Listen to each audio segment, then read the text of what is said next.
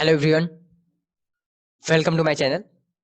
I am a Kaggle Master and Junior Data Scientist. Guys, in this video, we will continue our NLP playlist, Natural Language Processing. In the recent time, there are lots of research done in the field of NLP and computer vision field. And this is a very interesting field of the artificial intelligence. So let's start with our today agenda. So our today agenda is the first, what is NLP, why we need a NLP. After that, data types. When we work on the NLP, natural language processing, we have to deal with the two types of data, structured as well as unstructured data set. Okay. Then text data set. After that, we have to see the applications of NLP, like how many applications are available in the field of NLP. Okay. Then we have also discussed the business use cases, how we have to implement in the real time example. Okay. So let's start. First of all, what is NLP and why we use NLP. Okay. So NLP is the branch of data science. NLP is the branch of the computer science. It deals with the finding the useful information from the raw data set mainly. Okay. So NLP is a field of artificial intelligence that quantifies the human language to make it intelligent to machine. Means we have to build the applications who can communicate the human language.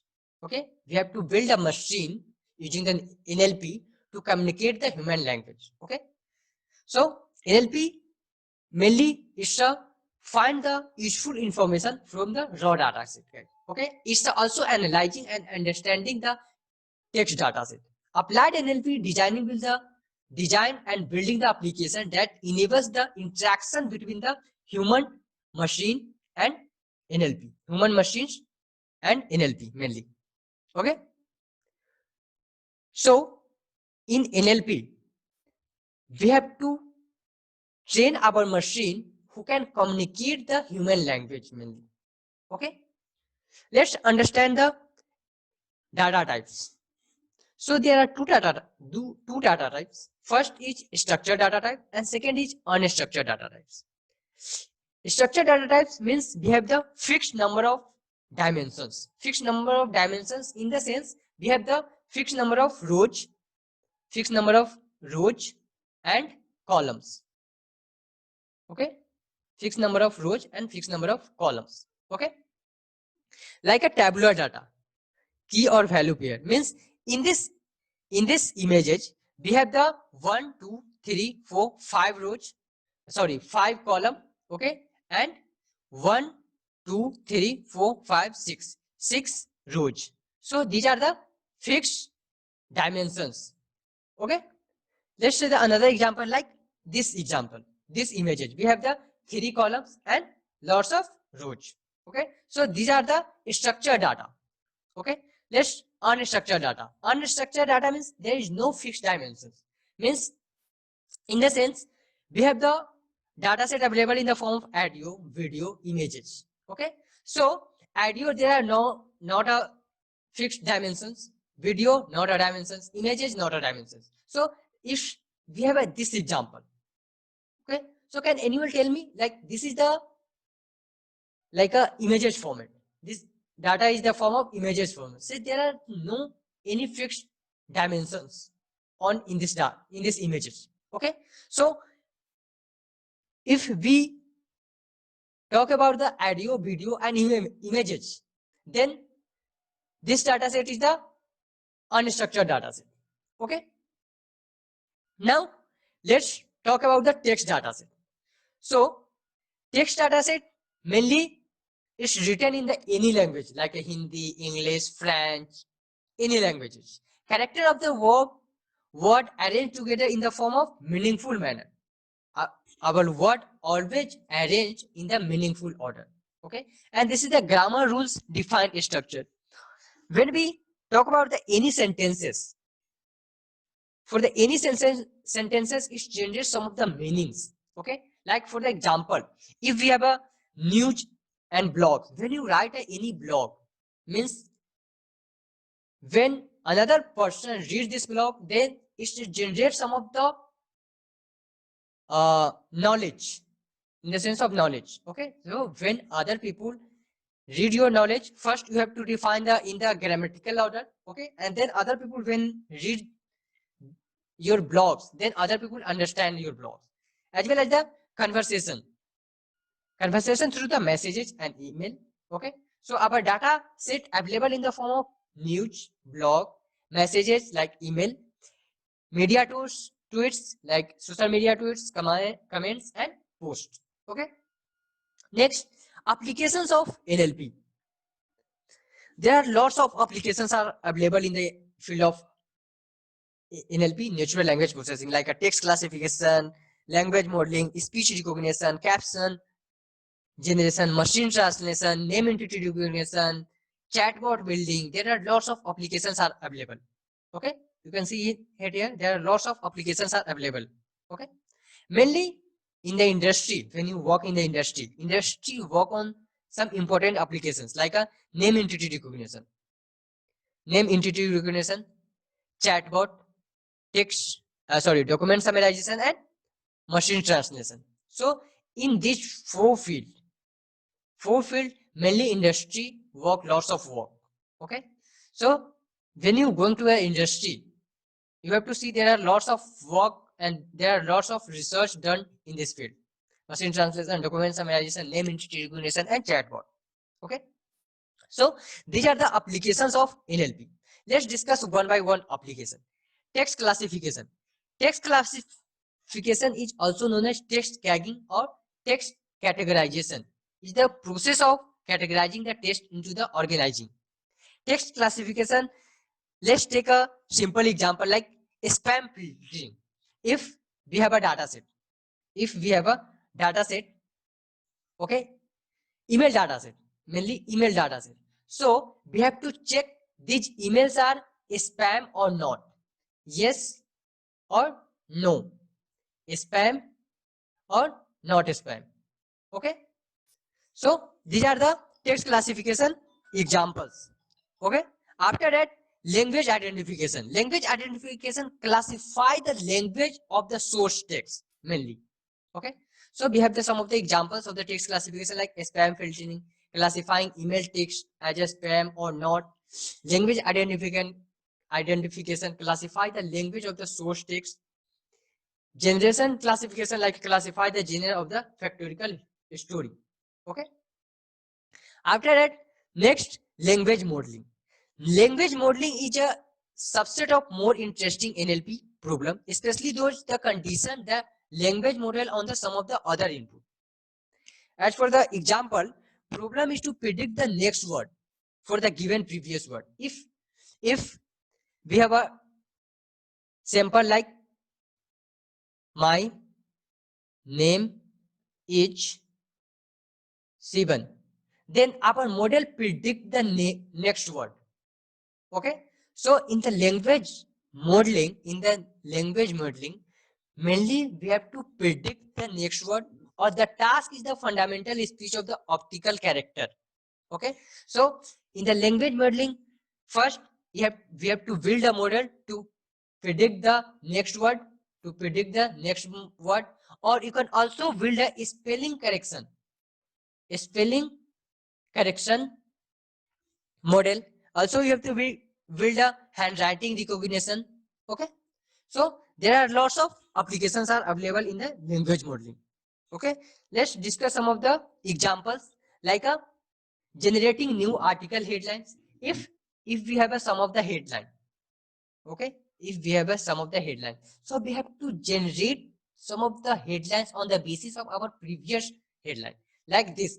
If we have a data set like my name is Sivan, then we have to predict the next word.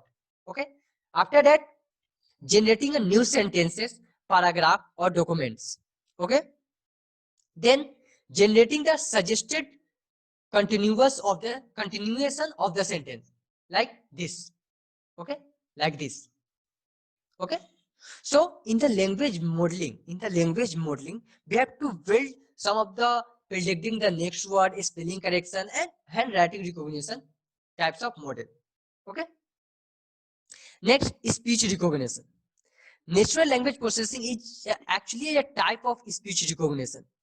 So in the speech recognition, Let's start with one of the examples, like transcribing a speech, creating the text caption for a movie or TV show, or issue the command the radio while driving. Like this, we have the data. We have the data in the form of speech. Okay, we have to use the NLP model, natural language processing model, and then we have to convert this speech in the form of text, because our machine, our NLP model always understand the numerical value. So first we have to convert this speech data in the form of text. After that, we have to convert this text data into the numerical form. Okay. So using this automatic speech recognition, we have to use NLP, and then we have to convert our speech in the form of text, guys. Okay. Next application, caption generation. Caption generation is the problem of defining the content of the images. Content of the images, like this. We have the images, we have the data in the form of image. We have the data in the form of image. Okay. So our machine always understand the numerical value 0, 1. Okay, like this. So in the image or in the caption generation, we have the data in the form of images format. So what can we do? We have to use the deep learning model, CNN or any other model. Okay, pre-trained model. Okay, and then we have to convert this images in the form of text. Okay. So in the caption generation, we have to define the problem or define our images in the form of text, guys. Okay. After that, machine translation.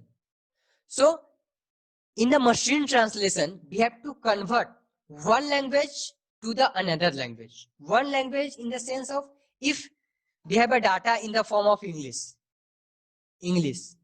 So we have to convert this English language into a Hindi language, or Hindi language to a French language, or any other language. So in the machine translation, it is the problem of converting a source text in one language to the another language. Machine translation, the automatic translation of the text or speech from one language to another language. And this is the one of the most important application of the NLP. Mainly there are lots of top organization work in this field, guys. Machine translation, name entity recognition, okay, and text summarization mainly, or document summarization. So okay, so these are the applications are the very important for the NLP, guys.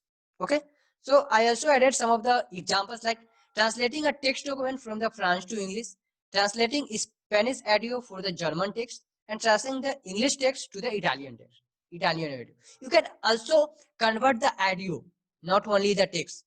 Okay, like a Google Translator. In a Google Translator, when you speech, your data is in the form of speech. Okay, but when you convert this speech into another format, like a text format, so is it possible to in a Google Translation Guide? So you can also build this type of the application. Okay. See, this is our data set, English input. We have to translate this input, English input, to a Chinese language or any other language. Okay. Next, document summarization. Document summarization, like we have a data set, we have a 100 pages documents, okay, in the form of PDF or doc. Okay, and we want to convert this PDF, we want only summarization, like only 3 and 4 pages. Okay, so using document summarization, we have to convert this. So document summarization is the task where the short description of the text is created. Okay, document summarization is a task where we have to create a short description of the document text, creating a handling a document, creating an abstract of the document, and like this is your workflow when you work on the document summarization. Like we have the article. First, we have to combine all the text. We have to split this into the sentence format. Then vector format. We have to vectorize the format. then we have to also find the similarity of the matrix. If the sum of the text are the similar, then we have to remove the sum of the number. Okay, then we have to change in the form of graph. After changing the graph, we have to change this graph in the form of sentence ranking. Okay, so after this sentence ranking, we have to convert this in the form of summary. Okay, so this is the workflow of the document summarization, guys. Okay, first we have the article. We have to do some of the feature engineering work like a text. We have to split the data, vectorize, similarity, finding the similarity matrix, graph, sentence ranking, and then we have to find the our output like a summarization. Okay, so first we have the input in the form of 100 word, but after summarization we get the output of 3 and 4 pages only. Okay, so using document summarization, you have to summarize your 100 pages data into the 2, 3 and 4 pages. Okay, after that, business use cases. Let's understand the business use cases. Okay, so in the business use cases, see, if you want a admission, in any organization, like this is the organization. Okay, if you want a admission in this organization, so first what can I do? You have to go to the website, search the number, website inquiry number, mainly inquiry number. You have to connect to the inquiry team. Here is the inquiry team. Okay, you have to connect this inquiry team, and you can ask, okay, I want an admission in this college in this particular branch. Okay, so your inquiry team, this college has the inquiry team, he can guide you. Okay, this is the procedure of the admission. You can first take this exam. If you pass this exam, then you can then you are take admission in this college. Okay, so these are the procedure. So what can you do? You have to automatic categorization computer query. Like in a industry, you have to build these types of the chatbot. If you have the query, if you have a query like a admission inquiry query, you have to first go to the website. Okay, build a chatbot, ask them, okay, I want this website, I want this college website. Go to the website. After that, again you have to want, okay, I need a admission inquiry team member. Okay, admission inquiry team member. Okay, and then your chatbot will reply, okay, this is the number 423. Okay, this is the number. You can connect them and you get an admission in this college.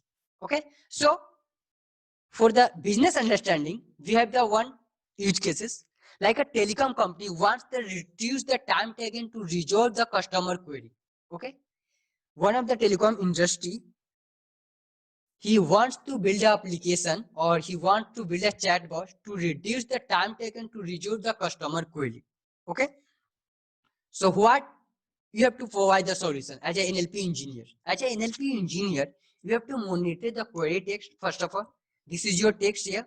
Okay, first of all, you understand the text, text, and then top keyword. You have to find the top keyword for the admission inquiry. Which top questions are available. Okay, so same here in the telecom industry, you have to find top keywords and phrases. After that, you have to map the keyword in the description and respective department. Like when you enter this website, you have to ask the admission management team member. Okay, but when the some other member come in this website and he asked, okay, I want a certificate, I want a degree certificate. Okay, so this is the another query. So same here, this is the another keywords.